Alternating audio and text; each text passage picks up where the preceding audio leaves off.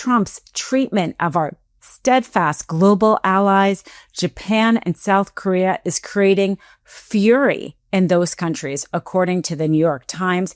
Decades-long, reliable trading partners, Trump in just a few short months cratering our stability with those allies. My name is Dina Doll with the MeidasTouch Network.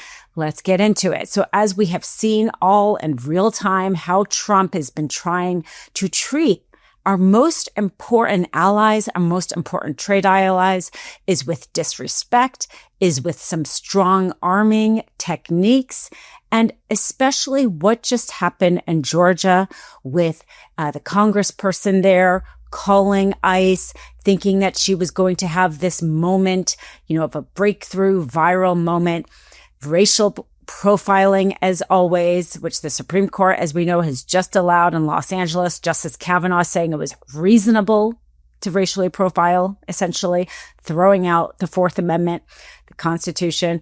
Well, she made this phone call with this Hyundai plant in Georgia and destroyed 40 years of Georgia's attempt to have an alliance there. The Georgia governor's office putting out a statement saying that for 40 years, they have had a relationship with Hyundai, trying to bring business into their state, and which it did with this plant there, the largest manufacturing plant for Georgia.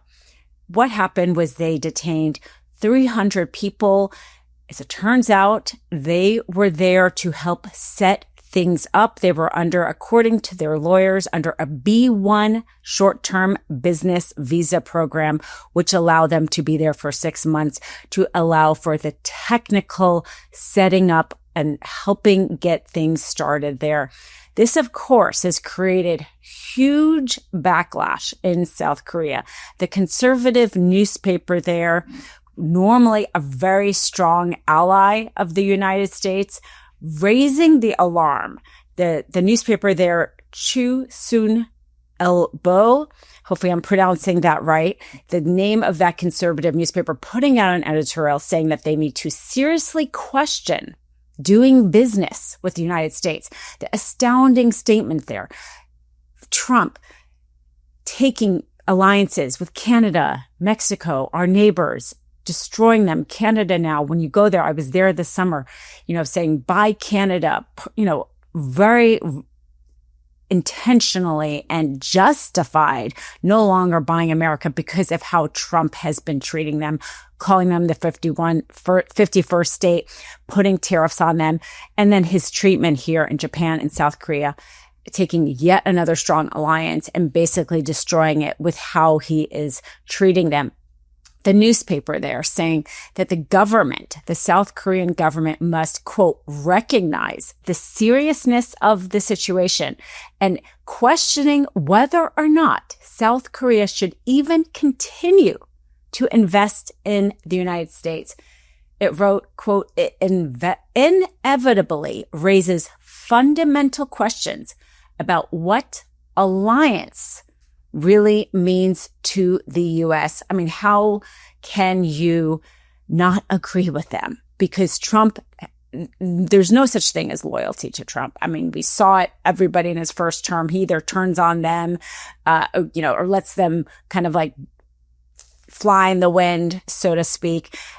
Certainly he does it with our allies. He doesn't care about our allies. He only cares about himself. And South Korea, seeing the really publicly embarrassing, awful way they treated people there, their citizens who were coming to our country, trying to help with a plant that they had invested in. We're asking them to come and invest even more money to develop even more manufacturing plants, to put their money into their investment.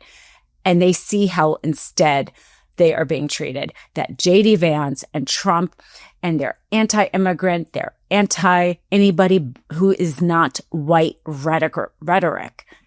What happens in real time is that you are basically unsafe and you could be subject to this kind of racial profiling. You can be publicly videotaped and displayed.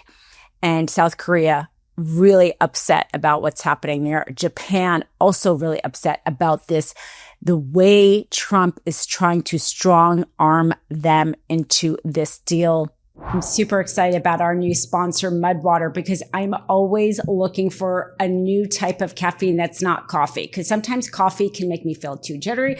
And sometimes, frankly, I need caffeine like in the middle of the day. And so I don't want something to keep me up so late. And Mudwater is just a perfect amount of caffeine for me. Plus, it has so many great ingredients that I feel like I'm actually getting healthier as I'm enjoying my morning tea. Now that fall is here, it's season and a time to have a little reset. Start the morning a little bit slower, a little bit quieter with a new tea. Mudwater is a great coffee alternative because it's made with cacao, chai, turmeric, and adaptogenic mushrooms. So you get a warm, focused boost without the jittery crash. Just mix it with hot water or milk, froth it up, and it's the perfect fall ritual to stay grounded and clear-headed. Every single ingredient in Mudwater's products are 100% USDA certified organic, non-GMO, gluten-free, vegan, and kosher. There's also zero sugar and no sweeteners added. Each ingredient in Mudwater serves a purpose with organic ingredients for a clean, natural boost. Mudwater's smooth, earthy flavors provide a delicious and natural source of energy. Their OG blend contains cacao and chai for a hint of caffeine and hot chocolate-like flavor. Lion's mane for focus, cordyceps to promote natural energy, and both chaga and reishi to support a healthy immune system. There's also caffeine-free blends available to end your day. So ready to make the switch to cleaner energy? Head to mudwater.com and grab your starter kit today. Right now, our listeners get an exclusive deal up to 43% off your entire order, plus free shipping and a free rechargeable frother when you use code MISTRIAL. And I have to say that frother is amazing. That's right, up to 43% off with code MISTRIAL at MUDWTR.com. After your purchase, they'll ask how you found them. Please show your support and let them know we sent you. As we know, he is trying to negotiate deals, trying to get Japan and South Korea to invest billions in the United States in order to get lower tariffs, and pitting them against each other in these deals, and also telling them that it is up to Trump how that money is invested, not up to South Korea or Japan, which is very scary considering how we have seen Trump deal with the law firms, right? The law firms who said that, sure, we will give you free pro bono work. And they told their own colleagues in the world, basically, that they were going to do pro bono work for causes that they believed in. And instead, we see Trump roping them into anything he wants them to do. We saw them have to do free work under trade deals, these high-powered corporate law firms having to do free work under trade deals. We saw Trump issue an executive order telling them that they had to defend police in misconduct lawsuits. And now you have Trump telling Japan and South Korea that the investments they make in order to get lower tariffs will have to go to what Trump wants it to go to. But the backlash there, the fury, as the New York Times described it, growing in Japan and South Korea. And this cannot come at a worse time as we see the effects of the earlier tariffs coming to a head and really just starting. We're seeing Lutnick now saying that we had to wait to first quarter 2026 for there to be an improvement with the economy. They keep pushing it back because what they are doing is hurting the economy. The Department of Labor just issued statistics that were devastating for the American worker, showing 263,000 new jobless claims filed just last week alone, the highest in nearly 4 years. And in terms of the consumer price index, in August, it went up at an annualized rate of 2.9%, which was higher than anybody had expected.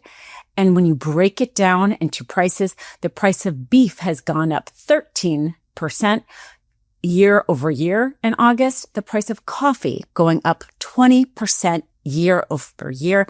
We are all seeing it. People are going to the grocery stores. Things are getting more expensive. At the same time, as people are losing their jobs, companies unable to invest, to build out, unable to hire more because of the instability Trump is causing with these tariffs. He imposes them, then he takes them down, then he changes them. Somebody's not happy. He increases it. That chaotic nature is really bad for business, and businesses cannot plan. As we know, tariffs are going to go to the Supreme Court. The Supreme Court has just agreed to hear there's a few cases that are going in the courts. Some of them have to do with states' attorney generals, but the one that's going to reach the Supreme Court first has to do with small businesses who sued in the Small International Trade Court in New York, saying that Trump's imposition of the tariffs is unlawful under the International Emergency Powers Act that Congress had, because that act did not give the president this vast, broad authority to do tariffs. It just gave him authority to do things like sanctions. Trump, under his first term, when he imposed tariffs, he did it lawfully. He didn't try to use this Emergency Powers Act in order to do tariffs. It's all coming to a head the first week of November. That's when the Supreme Court is going to hear oral arguments.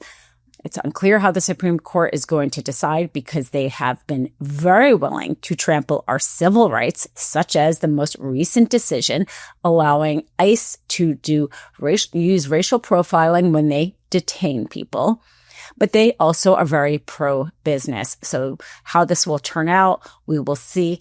But in the meantime, the way Trump is imposing tariffs, the way he's conducting business in terms of the rounding up of people who are not white in this country, is creating immediate harm and perhaps lasting harm to our very important allies, South Korea and Japan, just being the latest. For more on this and other topics, be sure to hit the free subscribe button so you do not miss any updates. Love this video? Support independent media and unlock exclusive content, ad-free videos, and custom emojis by becoming a paid member of our YouTube channel today. You can also gift memberships to others. Let's keep growing together.